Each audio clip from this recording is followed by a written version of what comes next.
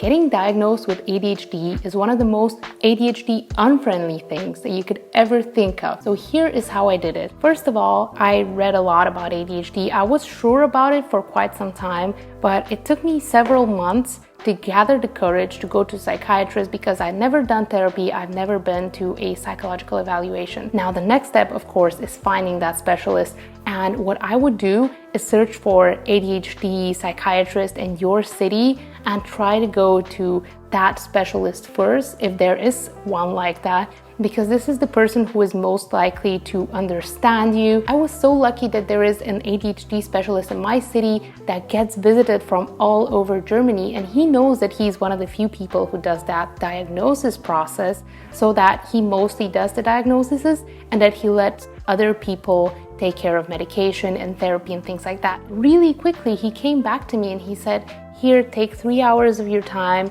and come with a partner or with any grades that you have from school, whatever it is, and I will diagnose you." I was scared about opening myself up to a complete stranger. I was scared that he will judge me or that he will invalidate my desires or my worries, and that's why I really recommend going to an ADHD specialist. Side note, if this is not available, look if they have ADHD mentioned anywhere on their website, because there are doctors who are specialized in other things, but they do know about adult ADHD especially. Anyway, the appointment starts and he just lets me talk about my life. I don't remember this very well, but basically I talked about my childhood a lot, because ADHD is usually not something that you develop throughout life, maybe when you're 20 or 30. Usually it's genetic, so he will ask you about your life. He asked me about my family history of mental health. I do have schizophrenia in my family 2 times, maybe even more. He asked me how my parents are in general, and he asked me about the usual indicators of success, grades at school, my ambitions, what I did outside of school. He knew that there are a lot of highly intelligent people with ADHD who can focus under high levels of stress, and school in some areas is much easier than it is in others. The pressure of social situations usually keeps them calm and collected, so they will not be noticed as much. I was aggressive and loud at times, and that is something that I also told him, that I had to be involved in several fights. I was usually the outsider of the group. Sure, I had 1 or 2 friends, usually people who were also outsiders, but I could never really get along with a proper group. He also asked me how was my sleep.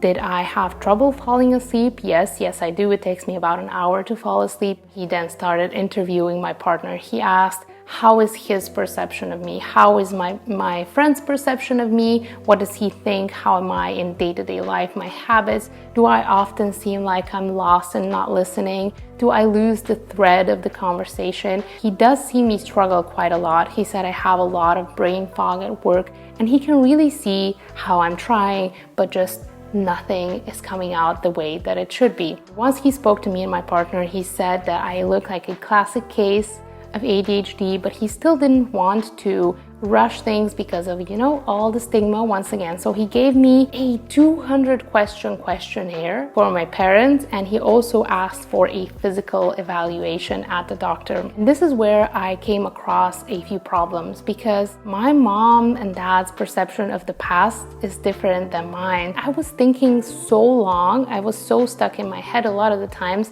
that I would come with random questions. And from her side, maybe I just looked like a curious child.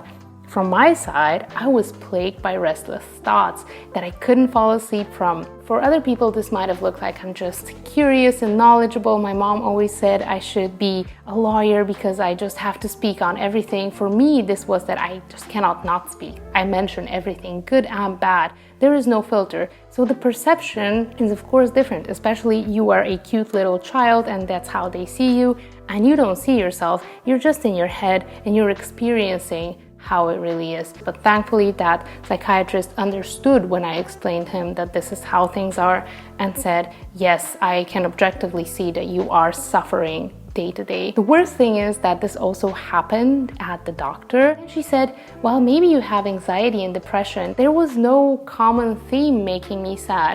I was just struggling with everything, even with enjoying myself. She did that and we gave it to him and he said, okay, it looks like this is everything that I need. I can transfer you to another person who is actually a psychiatrist doctor who can give you medication and check how you are on medication. For some reason, I understood that I have to find this person myself, and this was just a suggestion that I go to this specific person. I just started calling all kinds of psychiatrists, asking if they do ADHD medication, if they treat adults.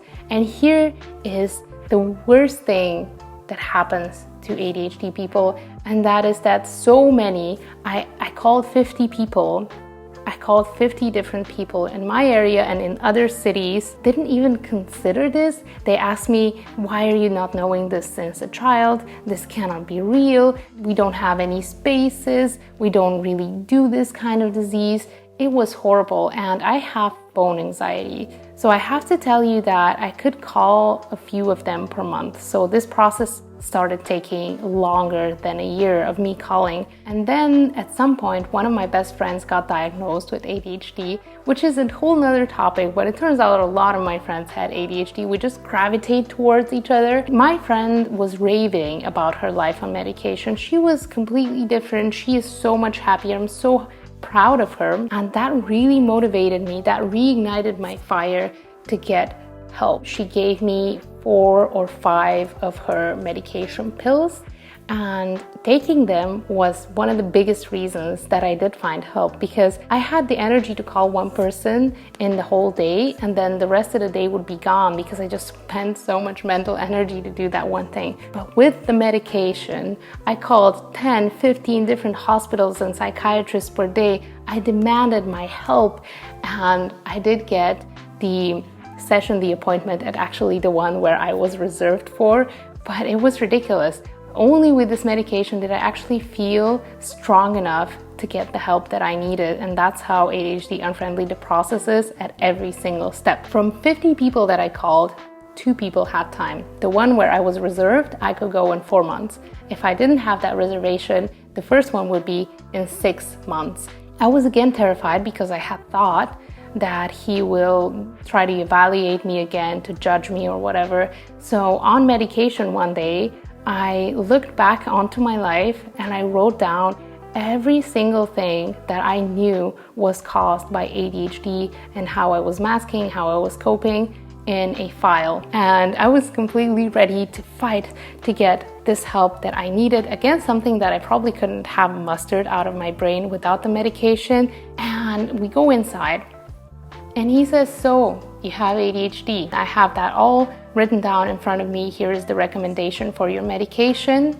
Let me first explain you how to deal with it. Turns out it was enough to have that diagnosis, that 3-4 hour evaluation with all the tests that I did, for him to just help me. And again, I think it really helps that this was a doctor who himself has ADHD. That felt incredible. The anxiety was for nothing. So if you find an ADHD doctor also to help you, or someone who specializes and really works with it, this will make a huge difference. And what he explained to me was anything else works really good only after you get on the proper dose of medication that is right for you. But first, mindset, understanding that there is nothing wrong with you, but this is just how life is going to be, really understanding what ADHD means for you, getting educated as much as possible and accepting yourself. Second layer, medication. Third, everything else. And the good thing is I was already an expert on everything else. The acceptance really came through therapy that I was already in. They say, we will give you the medication, but the doctor can't actually give you therapy. He can check in on you every then and again. He cannot give you therapy. So he said, here is the medication. We're going to talk about how that went in another video. And are you having therapy? I said yes, for other reasons, but I had already shared with the therapist that I am dealing with ADHD, and we had already started working on that. Again, it's good to find somebody who believes in that. because you don't want them making you feel like an imposter any more than you already do. I was diagnosed. I could tell it to anyone. I have my little card that I can carry my medication around. It has officially helped me so much to be on that medication. But if you're curious about how I even knew that I had ADHD, how I felt it, how I sensed it, you have to watch this video where I talk all about that. For now, thank you so much for watching, and I'll see you soon.